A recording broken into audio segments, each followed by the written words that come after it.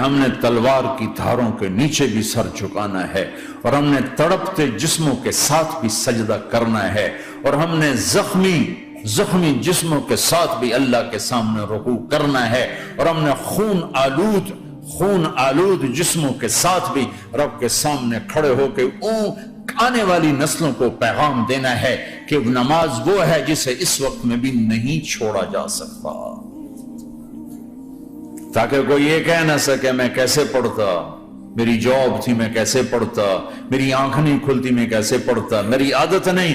اللہ کی قسم یہ جنتی نہیں تھے، جنت کے سردار تھے، صرف جنتی نہیں تھے، جنت کے سردار تھے، صرف جنتی نہیں، جنت کے سردار۔ اور یہ سرداری کب ملی؟ محنت کے بعد نہیں، پہلے ہی ابھی ماں کا دودھ نہیں چھوٹا تھا کہ میرے نبی نے فرمایا حسن حسین جنت کے نوجوانوں کے سردار ہیں، اور ایسا پیار تھا کہ دونوں کو عرب سردار بچہ اٹھانا اپنی ذلت سمجھتے تھے، بچہ نہیں اٹھاتے تھے، سب کے سامنے پیار نہیں کرتے تھے، لیکن آپ حسن حسین کو یہاں اٹھاتے، پھر یہاں ہی نہیں اٹھاتے تھے، یہاں کندھوں پہ بٹھاتے، یہاں۔ اور ایک عرب بدو حیران ہو کے دیکھ لیں، یا رسول اللہ یہ آپ کیا کر رہے ہیں؟ مطلب یہ کتنی عیب کی بات ہے کہ آپ جیسا سردار اور یہاں بچوں کو بٹھایا ہوا ہے۔ کہنے لگا آپ ان سے بہت پیار کرتے ہیں؟ کہا ہاں میں ان سے بہت پیار کرتا ہوں، اور صرف میں نہیں کرتا، اللہ بھی ان سے پیار کرتا ہے۔ اور بتاؤں، جو ان سے پیار کریں گے اللہ ان سے بھی پیار کرے گا، جو ان سے محبت کریں گے اللہ ان سے بھی محبت کرے گا، اللہ بھی ان سے محبت کرے۔ پھر ہم نے دعا مانگی، یا اللہ جو ان سے پیار کرے تو ان سے پیار کر، جو ان سے بغض رکھے تو ان سے بغض رکھ۔ حسن حسین کی کشتی کراتے تھے، دونوں بھائیوں کی کشتی کراتے۔ ایک دفعہ دونوں کی کشتی ہو رہی اور حسین ذرا کمزور پڑ رہے تھے تو آپ اس کو شاباش دیتے، شاباش شاباش شاباش۔ تو حضرت فاطمہ کہنے لگی، ماں بھی بیٹھی تھی، کہنے لگی یا رسول اللہ آپ حسین کو شاباش دے رہے ہیں، حسن کو کیوں نہیں دے رہے؟ تو آپ نے کہا یہ جبریل میرے پاس کھڑا ہوا ہے، یہ بھی حسین کو شاباش دے رہا ہے تو میں بھی حسین کو شاباش دے رہا ہوں۔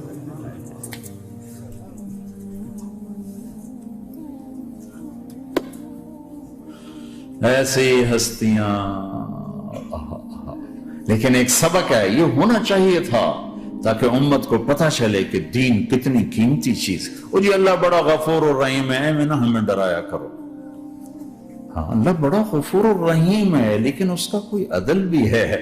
رات کا شراب پینے والا اور رات کو مصلی پہ رونے والا برابر ہو جائیں گے تو پھر یزید حسین کو ایک ہی جگہ بٹھا دو، پھر کربلاؤں کے لیے رونا چھوڑ دو۔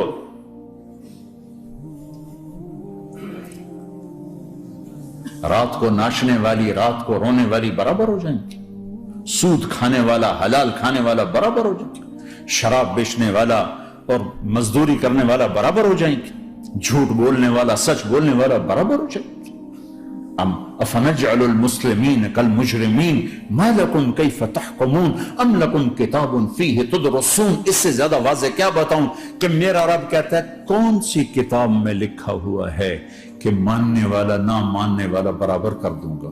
کون سی کتاب میں؟ اللہ کو یہ کہنا پڑ رہا ہے ام لکم کتاب فیہ تدرسون، کس کتاب میں یہ لکھا ہوا ہے؟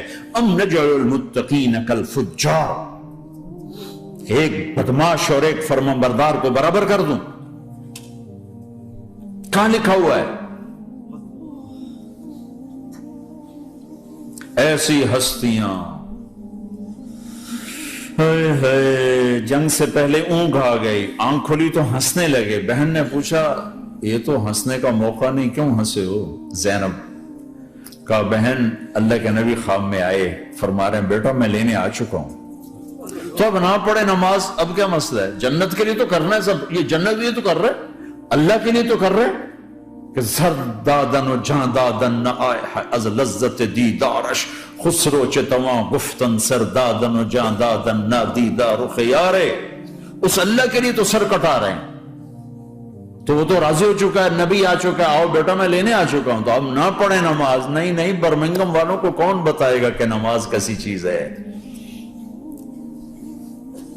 انہوں نے کہا جی وہ نہیں جنگ رو کرے گا، پھر چلو نماز پڑھو، نماز تو نہیں چھوڑی جا سکتی، آدھوں کو روک دیا تم جنگ کرو، آدھوں سے کہا تم نماز پڑھو، آدھوں نے نماز پڑھی، آدھوں نے جنگ کی، پھر جنہوں نے نماز پڑھی انہوں نے کہا تم آگے بڑھ جاؤ، ان سے کہا تم جا کے پیچھے اللہ کے بارگاہ میں سجدہ کرو۔ 1400 سال کی تاریخ میں ایسے نمازی میری نظروں سے نہیں گزرے، اور ایسی نماز نہیں پڑھی گئی نبی کے زمانے کے بعد۔ آپ نے بھی صلاۃ خوف ایک پڑھی تھی، نبی تو نبی ہوتا ہے، اور کیا ان کا حال تھا، خون و خون، اپنے خون سے وضو کیے یا کربلا کی مٹی سے تیمم کیے؟ جب سجدوں میں سر رکھ کے سبحان ربی العالی کہا ہوگا تو دھرتی میں کیا ہلچل مچی ہوگی۔ نماز نہ چھوڑا، نماز نہ چھوڑ، نہ کوئی عورت نہ کوئی مرد، نماز نہ چھوٹے، اللہ کو، اور کبیرہ گناہوں سے بچو، کبیرہ گناہوں سے، بڑے گناہوں سے بچو، بڑے گناہوں سے بچو۔ چھوٹے گناہ ہوتے رہتے ہیں اور اللہ بھی درگزر کرتا ہے، بڑے گناہوں سے بچو، وہ بھی ہو جائیں توبہ کر لو معاف، توبہ کر لو معاف۔ ماں باپ کی نافرمانی بڑا گناہ ہے۔ ایک صحابی کی بیگم نے کہا یا رسول اللہ میرے خاوند موت کی حالت میں کلمہ نہیں پڑھا جا رہا، علقمہ، آپ دوڑے ہوئے گئے، آپ نے کہا بیٹا کلمہ پڑھو، کہا جی نہیں پڑھا جا رہا، بول رہے ہیں، کہا جی پڑھا نہیں جا رہا، کیوں؟ پھر آپ نے ایک دم کہا کوئی ماں باپ میں زندہ؟ کہا جی ماں راضی ہے؟ کہا نہیں ناراض، بلاؤ، وہ آ گئی۔ آپ نے کہا علقمہ کی اماں تمہیں بچے سے ناراض ہو؟ کہا جی ہاں، کیوں ناراض ہو؟ کہا جی اور کچھ نہیں، بہت نیک بچہ ہے، تہجد پڑھتا ہے، روزے رکھتا ہے، قرآن پڑھتا ہے، مجھ سے بدتمیز ہو کے بولتا ہے۔ مجھے ابھی راستے میں بتا رہا تھا ایک ساتھی کہ جی یہاں کے جو بچے ہیں وہ ماں باپ کے ساتھ بہت بدتمیز ہو کے بولتے ہیں۔ پہلا قصور ماں باپ کا، انہوں نے کب ٹائم دیا تھا؟ انہوں کو ٹائم دیا تھا بچوں پر محنت کے لیے؟ کہا یا رسول اللہ اور کچھ نہیں ہے، بدتمیز ہو کے بولتا ہے۔ تو آپ نے کہا معاف کر دے، کہا میرا دل ٹوٹا ہوا ہے۔ آپ نے کہا اچھا اگر میں اسے آگ لگاؤں پھر سفارش کرو گی، معاف کرو گی؟ کہا پھر تو کروں گی، اتنا تو میں نہیں سہ سکتی۔ کہ اگر تو نے معاف نہ کیا تو سیدھا اللہ کی آگ میں جائے گا۔ ہے کون؟ صحابی۔ آپ نے کہا اچھا یا رسول اللہ میں معاف کرتی ہوں، میں معاف کرتی ہوں۔ تو آپ نے کہا بیٹا کہو لا الہ الا اللہ، تو اس نے کہا لا الہ الا اللہ، اور جان نکل گئی۔ پھر آپ نے اس کا جنازہ پڑھا اور اس کے دفن میں شریک ہوئے، قبر تک گئے۔ پھر آپ نے دفن کے بعد اعلان کیا جس نے ماں باپ کو دکھ دیا اس پہ اللہ کی لعنت، فرشتوں کی لعنت، زمین آسمان کی لعنت۔ نہ نماز قبول ہے، نہ روزہ قبول ہے، نہ صدقہ قبول ہے۔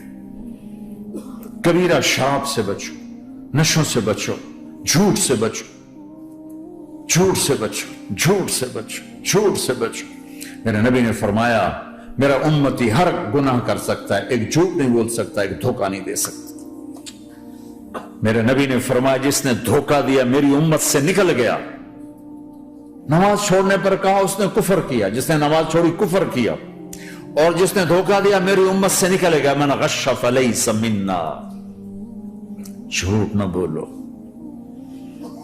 دھوکہ نہ دو، سب کچھ چلا جائے جانے دو، سچ کا ساتھ نہ، سچ کا ساتھ۔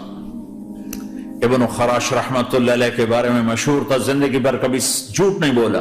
حجاج کا زمانہ، ان کے 2 بیٹے حجاج کے خلاف جنگ میں شریک ہو گئے، پھر ان کو شکست ہوگی، وہ بھاگ گئے، پھر چھپتے چھپاتے گھر پہنچ گئے۔ سی آئی ڈی نے بتایا کہ وہ گھر آ گئے، تو حجاج نے کہا آج ابن خراش کا امتحان لوں گا۔ ان کو بلا لیا، کہنے لگا ابن خراش وہ تیرے 2 بیٹے ہمارے خلاف جنگ میں شریک ہوئے تھے، وہ پہ بھاگ گئے تھے، ان کی کوئی خبر ہے کہاں ہے؟ تو انہوں نے مسکرا کر فرمایا کہ حجاج زندگی موت تو اللہ کے ہاتھ میں، گھر آ چکے ہیں، گھر میں ہیں، ابھی نہیں چھوڑ کے آئے ہوں۔ تو حجاج نے کہا تیرے سچ پر تیرے بیٹے تجھے ہدیہ کرتا ہوں، اگر تو جھوٹ بولتا تیرا سر بھی اڑا دیتا، تیرے بچوں کا سر بھی اڑا دیتا، تیرے سچ پہ تجھے تیرے بیٹے تحفہ دیتا۔ مسلمان جھوٹ نہیں بولتا۔ چند پاؤنڈ کی خاطر تم کاغذات میں ہیرا پھیری کرو، ڈرو اس دن سے جس دن اللہ کے سامنے کھڑا ہونا ہے۔ ایک دفعہ سہارنپور میں جھگڑا ہو گیا، ایک جگہ تھی ہندوؤں کی، مسلمانوں نے قبضہ کیا ہوا تھا، تو ہندوؤں نے کیس کر دیا، انگریز کا زمانہ تھا، عدالت، وہ مسجد بنانا چاہتے تھے، ہندو مندر بنانا چاہتے تھے، تو دونوں طرف بات تپی ہوئی. تو آخر وہ جج نے کہا بھائی کوئی ایسا آدمی ہے، ہندوؤں سے کہا، جو گواہی دے دے تو اس کی گواہی تم قبول کر لو گے؟ اور مسلمانوں سے یہ پوچھا تو ہندوؤں نے کہا جی ہاں، مفتی مظفر حسین صاحب اگر گواہی دے دیں کہ زمین مسلمانوں کی ہے تو ہم دے دیں گے. تو مسلمان بڑے خوش ہو گئے، مفتی مظفر تو آخر اب مسلمان ہے تو ہمارے حق میں گواہی دے گا. تھا ان کا قبضہ ناجائز. تو جب وہ عدالت میں تشریف لائے، مسلمان بڑے اطمینان کا ہن جناب ساڈے حق وچ فیصلہ ہونا، چونکہ آج کل صرف سچ کو کون دیکھتا ہے. تو انگریز جج نے پوچھا ہاں جی مفتی صاحب آپ کیا کہتے ہیں؟ فرمانے لگے دیکھو جج صاحب، یہ زمین ہندوؤں کی ہے اور مسلمانوں نے قبضہ کیا ہوا ہے. تو مسلمانوں نے گالیاں نکالنی شروع، وہ یہودیوں والا بن گیا نا، گالیاں نکالنی شروع کر دو. تو انگریز جج نے کہا آج مسلمان ہار گئے اور اسلام جیت گیا. آج مسلمان ہار گئے اور اسلام جیت گیا. اپنی ہار مان کے اسلام کو جتاتا، سچ بول کے اسلام کو جتاتا. جھوٹ کے ساتھی نہ بنو، سچ کے ساتھی. جھوٹ کے کاغذ بنا کر کوئی بینیفٹ حاصل نہ کرو. میں نیوزی لینڈ گیا، میں حیران ہو گیا. ایک ہفتہ میں رہا، ڈپریشن کا شکار رہا کہ مجھے بتایا گیا کہ پورے نیوزی لینڈ میں ایک آدمی جھوٹ نہیں بولتا سوائے پاکستانیوں کے، بنگالیوں کے اور انڈین. جو بنگالی، جو پاکستانی، جو انڈین پہنچے یہ جھوٹ بولتے ہیں، ہیرا پھیری کرتے ہیں. ان میں ایک آدمی جھوٹ نہیں بولتا.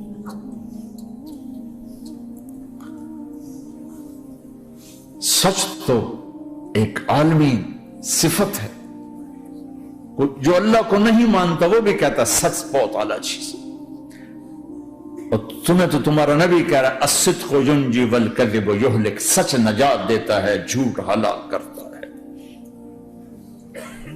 کیا اپنے پیٹ سے کپڑا اٹھانا کہ حرم بیت اللہ کے اندر جیبیں کٹتی، بیت اللہ کے اندر جیبیں کٹتی. اور حاجی بیچارے کتنی دفعہ فریادیں کرتے ہوئے نظر آئے کہ جیب کٹ گئی، جیب کٹ گئی. بیت اللہ کے اندر، مسجد نبوی کے اندر.